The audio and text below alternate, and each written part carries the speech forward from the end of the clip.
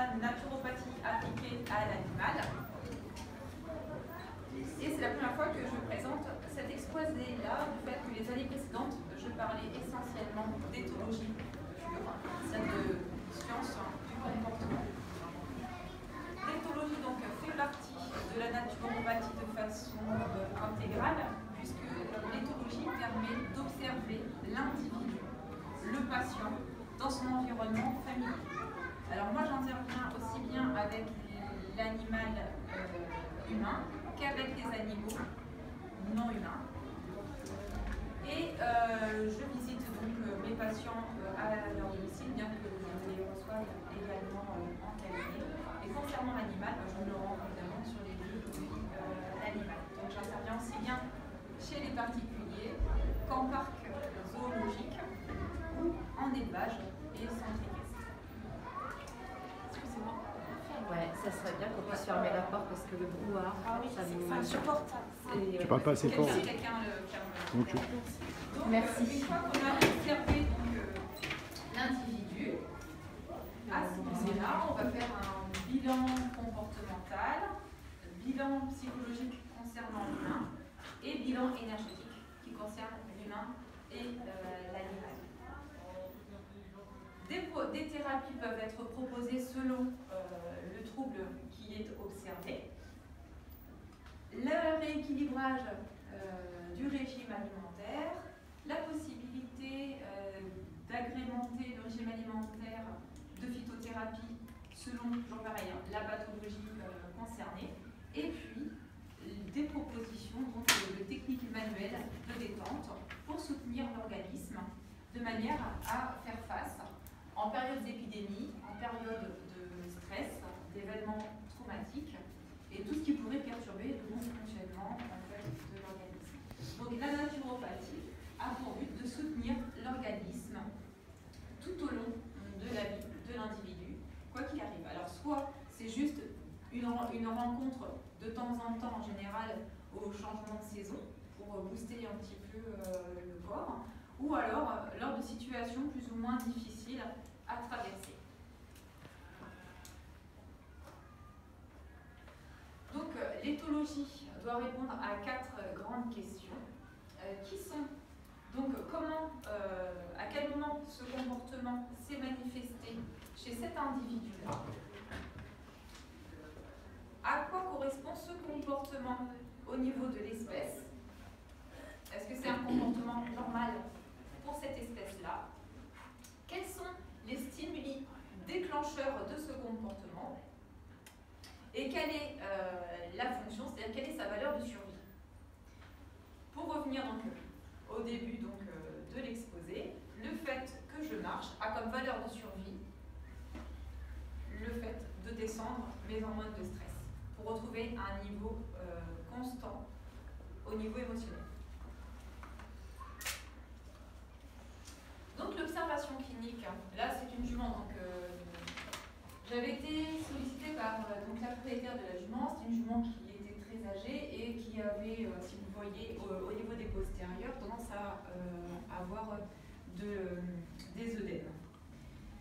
Donc en arrivant, il faut voir l'environnement dans lequel évolue l'individu, voir si au niveau de ses besoins vitaux, tout est satisfait. Vérification donc, de l'état général de l'animal. Est-ce que le corps est harmonieux? Y a-t-il des déséquilibres, des asymétries? Le poil, quelle est la qualité du poil? Comment l'individu se positionne?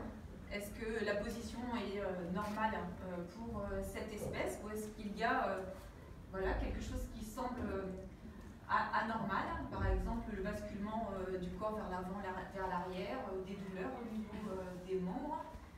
Position de la tête et puis tout ce qui va être tonus musculaire au niveau donc, de la face qui est très lisible sur le cheval mais également sur tout le corps. Donc cette jument-là avait plutôt tendance à avoir donc, les membres engorgés au niveau des postérieurs, c'est une jument qui était à la retraite. Et en fait, bon, je ne vais pas vous parler de ce cas clinique en particulier, mais il se trouve que la propriétaire avait conçu avec beaucoup d'amour des compléments alimentaires pour ses chevaux et leur donner donc de la nacre en poudre dans les rations. Sauf qu'au niveau médecine chinoise, chaque organe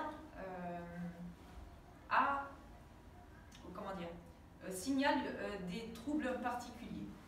Concernant tout ce qui va être plutôt de l'ordre des engorgements des voies basses, on va plutôt être là sur la rate. La rate qui a pour fonction de faire circuler les liquides dans l'organisme, mais la rate fait partie d'un ensemble qu'on appelle le circuit de l'eau, qui concerne les poumons, la rate et la vessie qui doit donc évacuer. Et quand il y a un déséquilibre au niveau de l'un de ces organes, il va y avoir donc risque d'engorgement au niveau des postérieurs. Et concernant cette jument-là, le gros risque c'était qu'en fait la nacre sature les reins, qui ne pouvaient plus faire leur travail. Et donc la rate ne pouvant plus faire circuler les liquides dans l'organisme, provoquait donc des pathologies de ce genre. Mais la dame n'a jamais voulu ni faire de bilan vétérinaire, ni remettre en question sa pratique alimentaire pour ses chevaux. Donc là, j'ai fait un shiatsu détente pour cette jument-là, mais je n'ai pas eu de suite par la suite. Donc, quand on arrive sur un cas clinique à la demande du propriétaire, on fait déjà l'historique de l'individu, aussi bien historique de vie que historique médical. Donc, quel est le motif de la consultation? Comme j'ai dit tout à l'heure, madame voulait que j'intervienne parce que la jument donc, avait les postérieurs qui engorgeaient. Vérification de l'environnement, observation de l'individu si on est sur un trouble comportemental et au niveau donc, de son anatomie si on est sur un bilan énergétique. Interprétation des données, donc c'est ce que je vous ai dit par rapport au déséquilibre entre les organes, le risque que la rate ne puisse plus faire son travail et donc manifeste une pathologie au niveau du foyer inférieur. Et ensuite des propositions de soins, c'est-à-dire revoir peut-être la ration concernant cette jument. Bon là, ici, c'est ma jument qui en fait se frottait le ventre sur le coup de malheur. Quel était l'intérêt pour la survie? Eh bien, c'était de pouvoir se démanger, enfin plutôt se soulager à cause des mouches cet été. Donc le bilan énergétique, comme je vous l'ai dit, correspond à des pathologies en lien avec des organes. Chaque siège a son élément. La vessie, le rein, c'est l'eau. Foie, vésicule biliaire, c'est le bois. Et c'est pour ça que la saison du foie, c'est le printemps, au moment où la sève monte dans les végétaux. Cœur et intestin grêle correspondent au feu, et donc au niveau des pathologies, c'est tout ce qui va être émotionnel, affectif. Poumon, gros intestin correspond au métal. Rate et estomac correspondent à la terre. Voilà. Et selon donc l'organe concerné, il va y avoir des pathologies, ou selon la pathologie, on va dire, ben voilà, il va y avoir plus cet organe-là à travailler. En médecine chinoise, en diététique chinoise, on peut rééquilibrer au niveau des saveurs des aliments. Par exemple, en ce moment, avec le changement de temps, pour soutenir la voie aérienne, donc les poumons, vous pouvez rajouter des saveurs piquantes dans vos plats. Par exemple, simplement rajouter un petit peu de gingembre dans votre potage le soir. Ça permet d'aider en fait les poumons à faire leur travail. Également l'équilibre de la ration acido-basique. Plus l'alimentation va être acide, plus il y a des risques d'inflammation et de douleurs de toutes sortes. Il faut vraiment respecter l'équilibre acido-basique de manière à limiter l'acidification du corps, puisque non seulement il va y avoir des troubles inflammatoires et douloureux, mais également un risque d'ostéoporose, puisque l'organisme, pour se rééquilibrer, va puiser le calcium là où il est, c'est-à-dire dans les os. Donc limiter tout ce qui va être alcool, café, cigarettes et d'autres aliments qui en fait provoquent une acidification de l'organisme, comme les produits laitiers, les produits sucrés et tous les produits manufacturés. Concernant les chevaux, il en est de même. Tout ce qui va être avoine et granulé, tous les produits manufacturés vont être beaucoup plus acides que l'organisme du cheval en a besoin. Et donc, pour compenser, il faut absolument mettre du fourrage à volonté. Donc, les méthodes possibles pour rééquilibrer l'organisme, soutenir les organes et réduire les pathologies de l'animal. Quand il s'agit d'un cheval, enfin d'un animal domestique, il est possible d'avoir un contact corporel. Quand on est sur un animal de parc zoologique, on va plutôt être sur l'équilibre des saveurs et le rééquilibrage alimentaire avec un aménagement de l'environnement. Parce que parfois, faire un shiatsu ou une digipuncture sur un animal sauvage, ça peut ne se pratiquer que de façon très ponctuelle et de façon dramatique pour l'humain. Donc, en médecine traditionnelle chinoise, on va être sur la digipuncture, c'est-à-dire qu'on va agir sur des points réflexes de l'organisme. Ces points correspondent aux organes. Voilà, et puis toujours pareil, les organes correspondent à un trouble ou à une fatigue de l'organisme. Et au niveau de la méthode traditionnelle chinoise, on va être sur les méridiens. Et donc là, on ne va pas agir sur un point ou quelques points du corps, on va agir sur carrément des lignes sur le corps de l'animal. Donc j'ai demandé au maréchal à côté si cet après-midi je pouvais montrer un shiatsu sur un des chevaux. Donc pour les personnes qui seraient intéressées, eh bien, avant 15h, il sera possible de voir comment pratiquer un shiatsu de détente sur le cheval. Et je me tiendrai donc avec le maréchal pour vous montrer comment cela se pratique. Donc les signaux de bien-être du cheval, parce qu'évidemment, quand on fait un soin corporel, il faut que le patient adhère au soin. Si la personne ne supporte pas le contact physique, il ne faut pas insister. C'est vraiment un accueil du patient aux soins du praticien et un don du praticien pour son patient.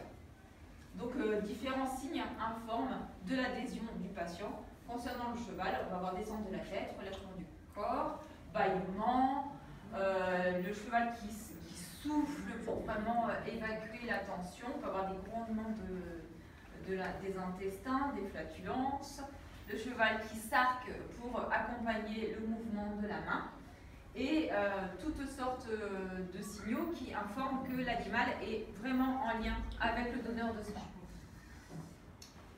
Au niveau familial, dans la trousse de secours, quand on part en randonnée, en balade ou simplement dans son sac à main, il est possible d'avoir de l'argile verte. Donc vous avez un petit sachet toujours avec vous.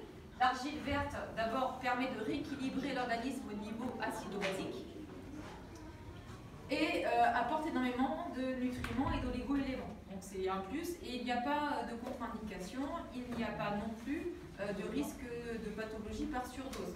Donc c'est vraiment très bien au niveau interne.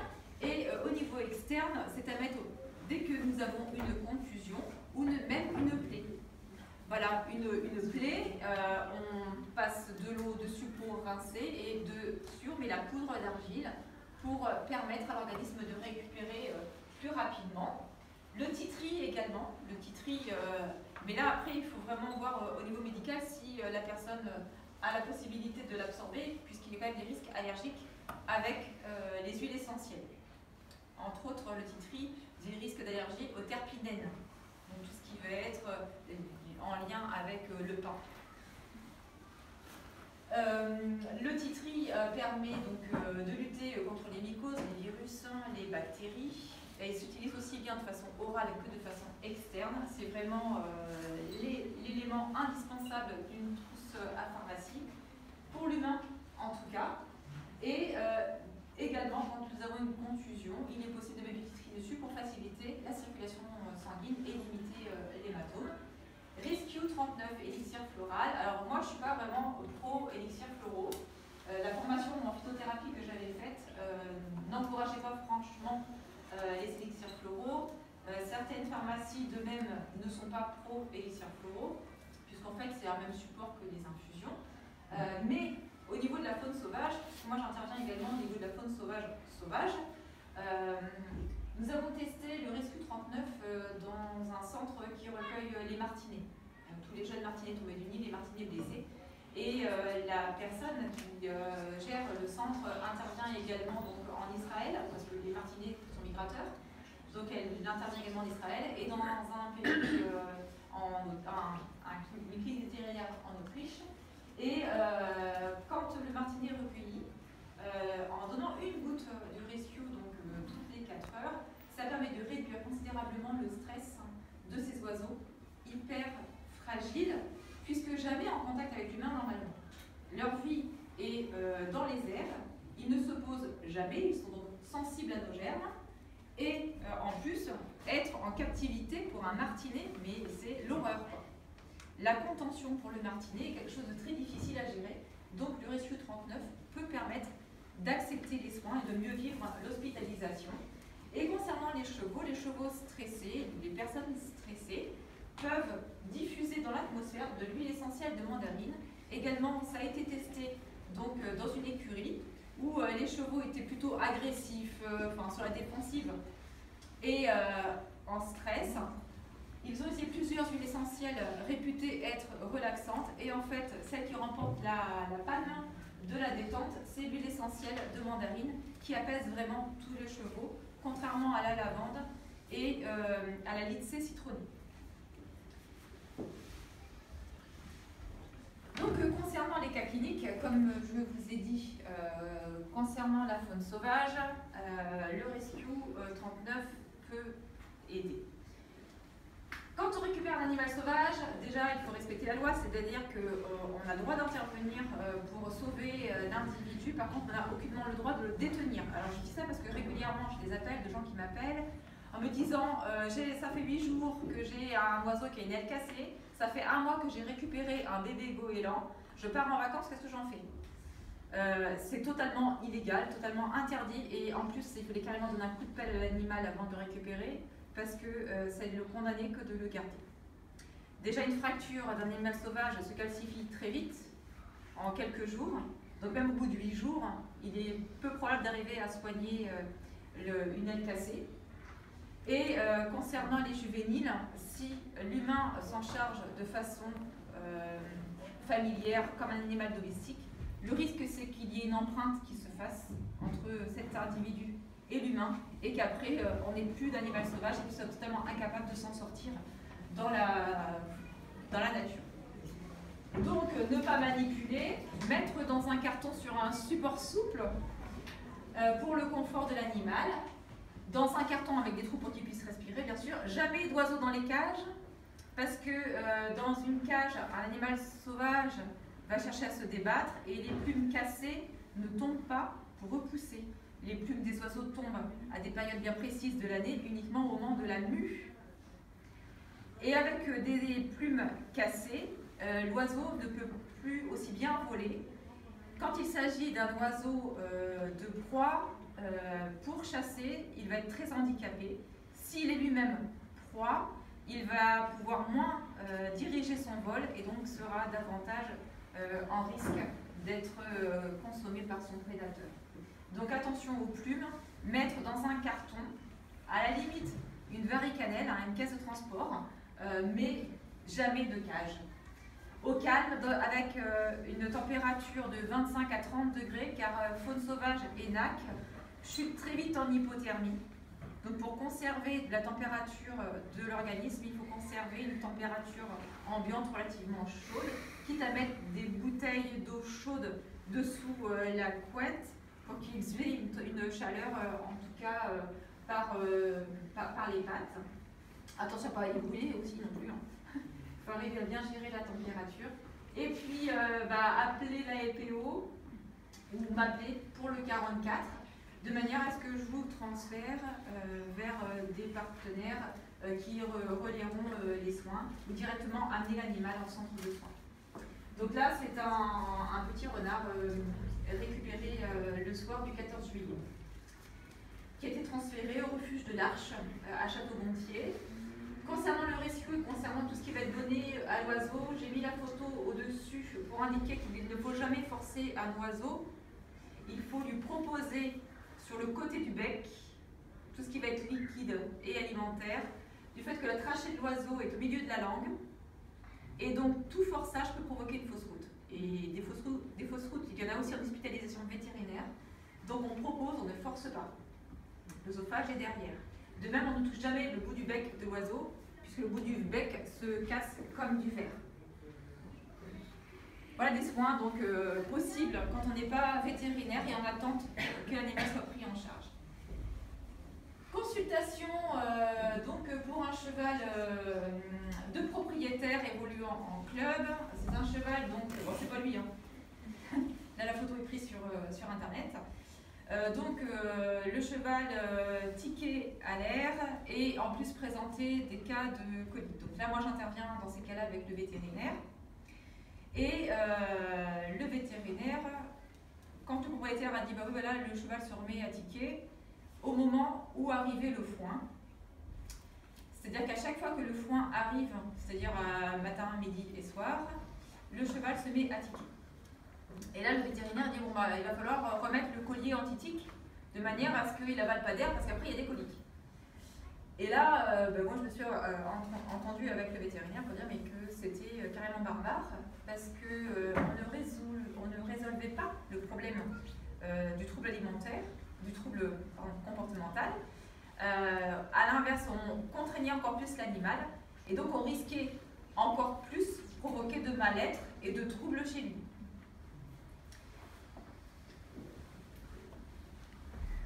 Donc le comportement oral du tic à l'air ou tic à l'appui correspond à une frustration alimentaire fréquente chez les animaux vivant en captivité. Et ce qui concerne les coliques n'est pas forcément la conséquence du tic, mais peut être un trouble associé. Pourquoi? Parce que comme on a vu tout à l'heure, au niveau alimentaire, il faut aussi se poser les bonnes questions. La vie d'un cheval normal, c'est-à-dire en pleine nature, c'est de fourrager les 3/4, voire les 4/5 de son temps. Le cheval n'a pas de vésicule biliaire, donc il ne peut pas digérer une grosse quantité d'aliments d'un coup, comme les carnivores et les omnivores. Le cheval a besoin d'avoir le bol alimentaire constamment en présence dans son organisme. Si l'estomac se trouve vide d'aliments, des brûlures apparaissent au niveau de l'estomac.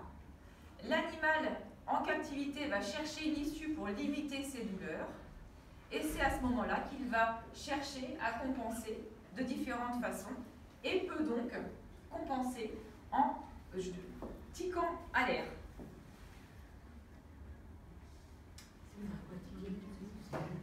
C'est une stéréotypie, c'est un comportement compulsif de répétition. C'est-à-dire que dès que le cheval voyait la brouette commencer à arriver, là, il allait sur la porte de boxe et il appuyait avec ses dents en faisant un bruit au niveau de la gorge. Et c'est pour ça que beaucoup ne le supportent pas, ce bruit ou ce comportement. Ne cherchent pas à mettre du fourrage à volonté aux chevaux et préfèrent mettre un collier pour que l'animal ne pratique pas. Mais on ne résout pas du tout ni les douleurs, ni la détresse psychologique d'être enfermé, puisque les chevaux ont également besoin d'allo-grooming, c'est-à-dire de contacter leurs congénères avec les lèvres, avec les dents. Enfin, la bouche est très importante chez le cheval. Ne pouvant le faire enfermé seul dans un box, eh bien, ils vont chercher des compensations de différentes sortes. Et effectivement, il peut y avoir des troubles vraiment médicaux associés. Donc, en mettant du fourrage à volonté dans le box, de préférence du fourrage de prairie naturelle, c'est-à-dire avec toutes sortes de végétaux, le cheval va pouvoir donc chercher avec ses lèvres et ingérer de manière à ce qu'il y ait toujours de quoi faire circuler le péristaltisme et limiter donc les brûlures œsophagiennes. Également, il est possible de soutenir l'individu en pratiquant, comme je vous disais tout à l'heure, soit la médecine chinoise avec la déchipuncture, soit le shiatsu avec la ligne des méridiens. Plus les huiles essentielles pour détendre, toutes sortes de protocoles de bien-être pour mieux vivre ce que l'animal peut subir. Voilà, donc tout à l'heure, je répète pour ceux qui le désirent, nous pourrons assister à une séance de shiatsu sur les chevaux ou un cheval du maréchal. Et pour le moment, j'ai peut-être le temps pour répondre à vos questions. Merci Marie-Lise. pense qu'il y a plein de questions. Et je vous invite à venir les poser à Marie-Lise directement sur son stand. D'accord, puisque j'ai Nous dépassé mon allons temps. enchaîner avec la conférence suivante. On va prendre le regard.